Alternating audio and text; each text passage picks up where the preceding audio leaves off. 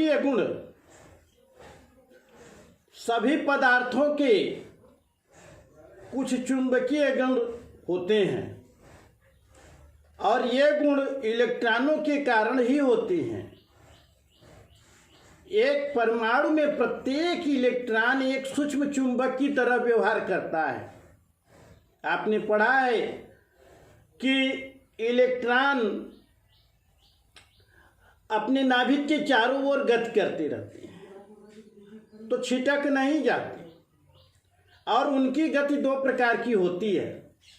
एक तो नाभिक के चारों ओर गति करते हैं जिसे हम कक्षक गति कहते हैं, और दूसरा ये होती है कि गति करते हुए वे घूमते भी रहते हैं, खुद नाचते रहते हैं।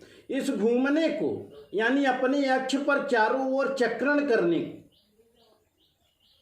चक्रण गति कहेंगे।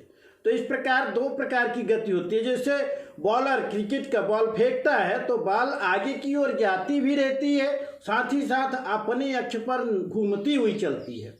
पृथ्वी की भी गति ऐसे ही सूर्य के चारों ओर है। तो इलेक्ट्रॉन एक आवेशित कण होने के कारण एवं इस प्रकार की गतियों के कारण एक छोटा सा विद्युत परिपथ बना लेते हैं, और इस विद्युत परिपथ के कारण ही चुंबकीय आघूर्ण उत्पन्न होता है। मूल रूप से इलेक्ट्रॉनों की गति उत्तरदायी है। इस प्रकार प्रत्येक इलेक्ट्रॉन के साथ स्थायी चक्रण और कक्षक चुंबकीय आघूर्ण संयुक्त रहता है। इस चुंबकीय आघूर्ण का परिमाण बहुत कम होता है। इसे मापे जाने वाली इकाई को बोर कहते हैं, बोर मैग्नेटॉन। बोर मैग्नेटॉन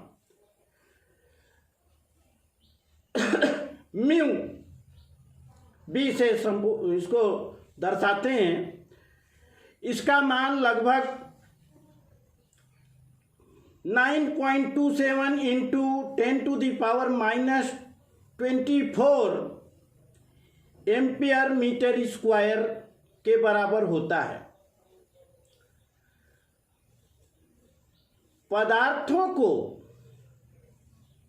उनके चुंबकीय गुणों के आधार पर 5 वर्गों में बांटते हैं। अनुचुंबकीय, प्रतिचुंबकीय, लौह चुंबकीय और प्रतिलौह चुंबकीय तथा फेरी चुंबकीय।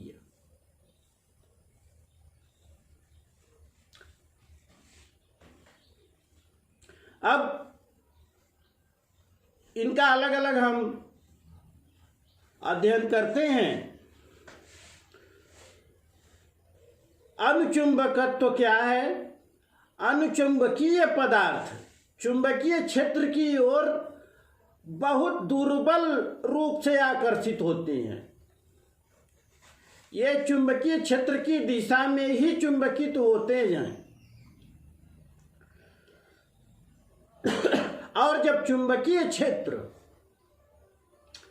हटा लिया जाता है तो ये अपना चुंबकत्व खो देते हैं। मुख्य गुण इनका ये है।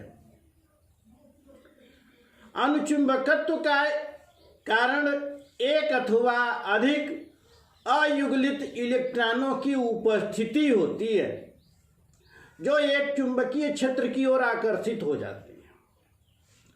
इसके उदाहरण ऑक्सीजन O2 या कॉपर आयन या फेरस आयन, क्रोमियम आयन होते हैं। दूसरा प्रकार प्रतिचुंबकत्व जो होता है, जो प्रतिचुंबकीय पदार्थों के चुंबकीय क्षेत्र में दुर्बल रूप से प्रतिकर्षित होने के कारण होता है। ये प्रतिकर्षित होते हैं। अनुचुंबकत्व दुर्बल रूप से चुंबकीय क्षेत्र की ओर आकर्षित होते हैं, प्रतिचुंबकत्व दुर्बल रूप से प्रतिकर्षित होते हैं। जैसे H2O NaCl, सोडियम क्लोराइड जल, इसके कुछ उदाहरण हैं। ये चुंबकीय क्षेत्र की विपरीत दिशा में दुर्बल रूप से चुंबकित होते हैं। प्रतिचुंबकत्व उन पदार्थों द्वारा दर्शाया जाता है जिनमें सभी इलेक्ट्रॉन युगलित होते हैं, पेयर्ड होते हैं, जोड़े होते हैं। इनमें अयुगलित इलेक्ट्रॉन नहीं होते।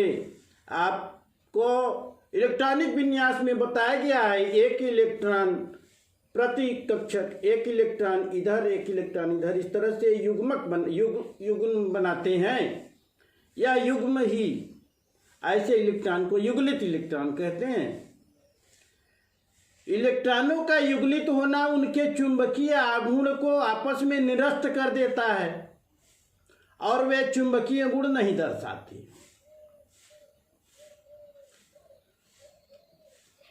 तीसरे प्रकार के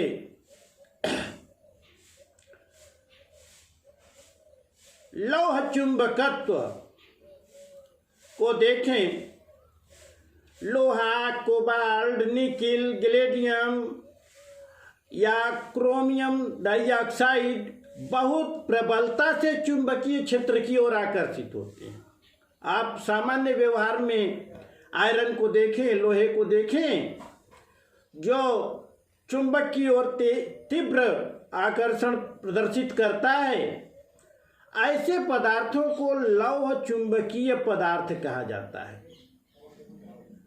ये पदार्थों को चुंबक बनाया भी जा सकता है, अर्थात स्थायी रूप से चुंबकित किए जा सकते हैं। ठोस अवस्था में लौह चुंबकीय पदार्थों के धातु आयन छोटे खंडों में एक साथ समूहित हो जाती हैं, जिन्हें डोमेन कहते हैं।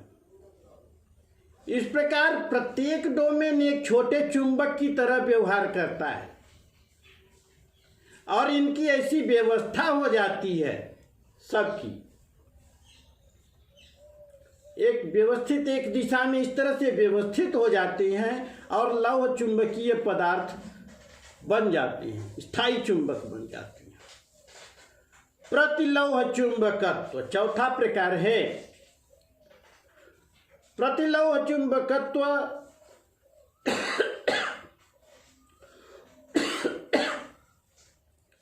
प्रतिलौह चुंबकत्व प्रतिलौह चुंबकत्व प्रदर्शित करने वाले पदार्थ जैसे मैग्नीज ऑक्साइड, इसमें डोमेन संरचना लौह चुंबकीय पदार्थ के समान ही होती है, परंतु इनकी डोमेन जो व्यवस्था हमने बताया वो एक दूसरे की विपरीत अभिविन्यासित हो जाती है और इस तरह से एक दूसरे के चुंबकीय आघूर्ण को निरस्त कर देते हैं। सब एक ही दिशा में जब डोमेन व्यवस्थित होते हैं तो प्रबल चुंबकत्व हो जाता है। इनका एक दूसरे के विपरीत, तो इस तरह से न्यूट्रलाइज हो जाते हैं और चुंबकीय आघूर्ण निरस्त हो जाता है। फेरी चुंबकत्व पांचवा पदार्थ है।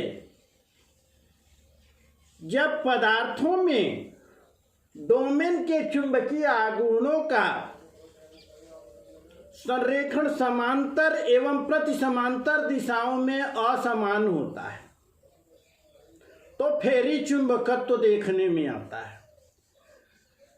यानी आपने गौर किया कि लौह चुंबकत्व में डोमेन एक ही दिशा में व्यवस्थित हो जाते हैं, जबकि प्रतिलौह चुंबकत्व में डोमेन यानी परमाणुओं का समूह एक दूसरे के विपरीत दिशा में व्यवस्थित होता है, जिससे कि वे न्यूट्रल हो जाते हैं। अगर एक बल इधर लग रहा है, एक इधर लग रहा है तो न्यूट्रल हो गया। लेकिन फेरी चुंबकत्व में भी होता है ऐसा, लेकिन उनमें असमानता रहती है, एक समान दोनों दिशाओं में नहीं होते डोमेन, तब फेरी चुंबकत्व हम कहते हैं। ये चुंबकत्व दर्शाते तो हैं, लेकिन बहुत दुर्बल रूप से आकर्षित होते हैं चुंबक के द्वारा। जैसे मैग्नेटाइट, मैग्नेटाइट का नाम आपने सुना है, एक अयस्क है Fe3O4।